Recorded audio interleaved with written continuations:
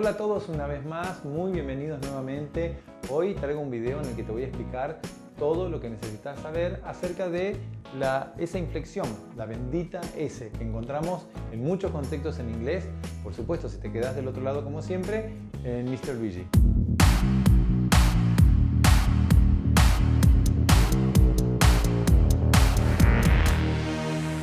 Saben que ya hemos estudiado las reglas ortográficas para añadir esa S en distintos contextos en el curso de inglés intensivo que ofrezco en las lecciones que doy en mi canal de YouTube, Mr. Luigi, ¿sí?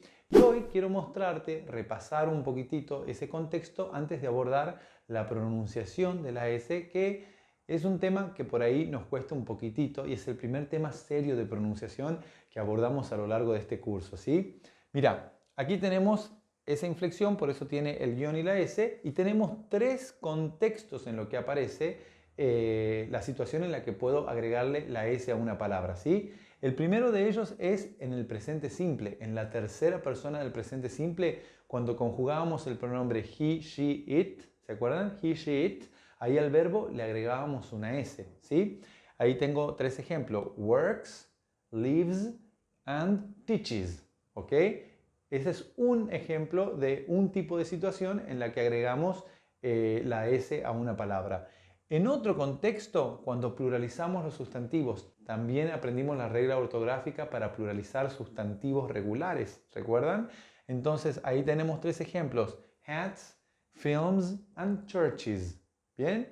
Y por último, en el apóstrofe S tenemos también aquí cuando a un sustantivo queríamos indicar que algo le pertenecía a alguien, como Jack's house, la casa de Jack, o Tom's car, el auto de Tom, ¿sí? Tenemos esta tercera estructura que le llamamos genitive, pero es una estructura que utilizamos para indicar posesión, que algo le pertenece a alguien, ¿bien? Ahora bien, vamos a tomar el primer caso, es decir, vamos ahora a explicar en qué contextos voy a pronunciar esta S como una S. ¿Sí? ¿Sabés que todos los sonidos, te digo, esto parece una regla ortográfica, pero en realidad es una regla fonológica que tiene que ver con el sonido, ¿sí? Todos los sonidos se clasifican en sonidos con voz o sin voz, es decir, voiced or voiceless. ¿Cómo me doy cuenta si un sonido tiene voz o no? Porque las cuerdas vocales me vibran. Entonces yo digo, por ejemplo, este es un sonido que no tiene voz. No me vibran las cuerdas vocales. Cuando pronuncio la F tampoco, ¿verdad? O cuando pronuncio, por ejemplo, todos esos sonidos no tienen voz. Ahora voy a explicar ¿sí? las pronunciaciones que tiene esta letra, que es la letra S. Se puede pronunciar z o is. Es una I muy débil, a veces puede aparecer con un puntito, ¿sí? Lo que está entre estas barras, ¿sí? Entre estas diagonales, por así decirlo, es la representación del sonido. Entonces este sonido es s, este sonido z y este sonido is. ¿Ok? A veces es más, puede haber una schwa, puede ser representado de ese modo también, ¿sí? Pero para fines prácticos yo puse esta I corta para que podamos entender muy bien de qué se trata esta situación. Ahora, vamos a tomar el primero de ellos. Cuando esta S que le agregamos en estos tres contextos a la palabra se pronuncia S. Número 1. Tenemos en la primera columna verbos. En la segunda columna sustantivos y en la tercera columna la estructura genitive, que es para possession, ¿verdad? Mira cuando pronuncio la T, son sonidos que no tienen voz. Entonces se trata de una regla o de una ley de sonidos, no de ortografía, y lo vamos a entender en un momento. Mirá, acá está la representación del sonido de estas palabras entre las barras, ¿sí? Entonces, gets, el sonido es igual, ¿verdad? O sea, acá ortográficamente y en términos de el símbolo para designar ese sonido es el mismo, gets, cats. Pero mira lo que pasa acá, pits, no es una regla ortográfica. ¿Por qué? Porque no termina en E, termina en un sonido y ese sonido es la T, pit, pit. Entonces la pronunciación va a ser pits. ¿Por qué? Porque es esta T que no tiene voz que está influenciando la pronunciación de esa S que le estoy agregando a la palabra, ¿sí? No es esta E ortográfica, es ese sonido que no tiene voz que determina cómo esa S que voy a agregar se pronuncia, ¿sí? Fíjate, acá tenemos cook, cooks, cuando tenga la K, porque la K también es un sonido que no tiene voz. Cooks, books, jacks, jacks, ¿ok? O cuando termina en el sonido P, stops, lips, Phillips. Después, cuando tenemos la F, acá de vuelta queda en evidencia que no se trata de una regla ortográfica. Laugh, G-H-S-F, ¿sí? Laughs. ¿Sí? Aquí la F, que no tiene voz, influencia o determina el modo de pronunciar esa S. Cliffs y Ralphs. Aquí de nuevo, P-H es F. Y por último, este sonido es el que representa una de las pronunciaciones de la TH. El sonido es S, que es un sonido que tampoco tiene voz. Entonces, months, months, así pronunciamos esta palabra, months. ¿Sí? Y este sonido que no tiene voz determina cómo esa S se pronuncia. S, es un sonido sin voz. Es decir, ¿cuál es la regla? Cada vez que tengamos palabras, ya sean verbos, sustantivos o aquellos sustantivos en la estructura genitive que terminen en el sonido T, en el sonido T, K, P, F y F, le agrego la S, perdón, que le agrego, se pronuncia S, como una S sin voz. Muy bien, ahora el segundo tipo de pronunciación de esta S se pronuncia con un sonido que tiene voz. Zzz. Si te tocas acá, zzz, a diferencia del anterior. Zzz. El punto de articulación es el mismo. Zzz. Simplemente que vibran las cuerdas vocales. Entonces, tomando lo que dijimos anteriormente, todos los sonidos que tienen voz, todo esto es la representación gráfica del sonido que tiene voz.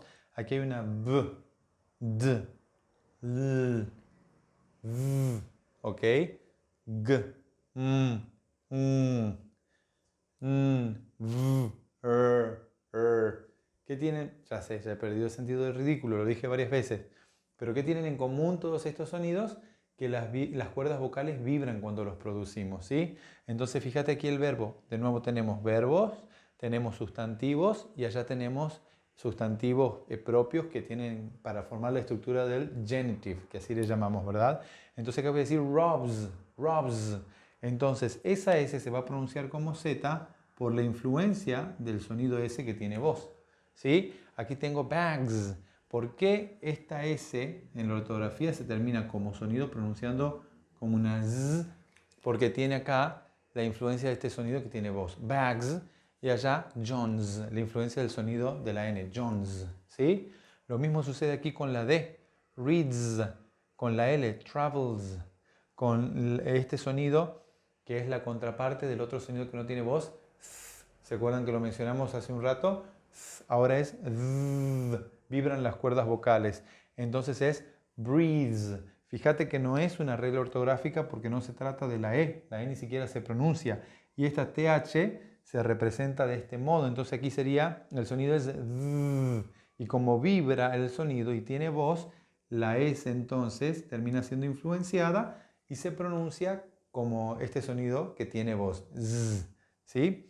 Tengo, perdón, aquí bags, rooms, con la S, rooms, songs. Después tengo Steve's, la B corta aquí de nuevo. Este sería el sonido que con el cual la palabra estaría terminando. Steve's, la R, y después de la R, en este caso, allá tendría que ser en inglés americano en realidad, para que la R bien pronunciada le sigue esa Z, Edgar's, ¿sí? Y aquí tenemos las vocales, todos los sonidos vocales, no importa si es vocal corta, vocal larga, ¿sí? Aquí tenemos un diptongo, no importa el tipo de sonido vocal, todos los sonidos vocales tienen voz, entonces cuando le pongamos esta inflexión que es la S, se va a pronunciar Z, ¿sí? Fíjate que aquí tengo, porque hay una vocal, recordando la regla ortográfica, ¿sí? Simplemente agrego la S, hay una vocal antes de la Y, toys, y acá hay una consonante antes de la Y, entonces cambia la ortografía, pero en cuanto al sonido, hay sonidos vocales, entonces esta S se pronuncia Z. Por supuesto yo exagero al pronunciar porque estoy enseñando, pero es muy difícil de percibir cuando no está tu oído muy entrenado, cuando se pronuncia con S and Z, o entre la palabra place y plays, por ejemplo. Sí, tengo un par de videos también donde hacemos ese contraste entre las palabras y podés verlo también en el canal. Y por último tenemos la pronunciación de la S, ¿sí? Como una sílaba aparte, is. ¿Sí? De hecho, aquí vamos a repasar un poquito la ortografía, las reglas ortográficas, porque lo que estamos agregando ortográficamente es una E y una S que se pronuncia de este modo. ¿Sí? Ya dijimos que así podía aparecer una I con el puntito o una schwa, que es como una E invertida. ¿Sí? Cada vez que termina en S, ¿sí? Es el sonido es en realidad pas, pasis. ¿Sí? Fíjate que no es como decimos una regla ortográfica, sino que tiene que ver con el sonido, porque acá face, ¿sí? Termina en S, no en E ni en C, es el sonido lo que importa, face, faces, así se pronuncia, faces, ¿sí? Acá cuando el sonido termina en el sonido Z, bases. Fíjate acá, tampoco es ortografía, porque la palabra box dice la regla ortográfica que cuando termina en X agregamos S, ¿sí? Pero en realidad termina en el sonido S. Box, la X sería la K y la S.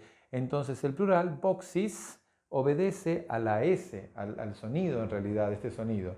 Ahora, cuando tenemos SH, el sonido es sh. Entonces cada vez que termine en este sonido, sh, voy a pronunciar washes, washes, ¿sí? Cada vez que termine en el sonido ch, este sonido es ch,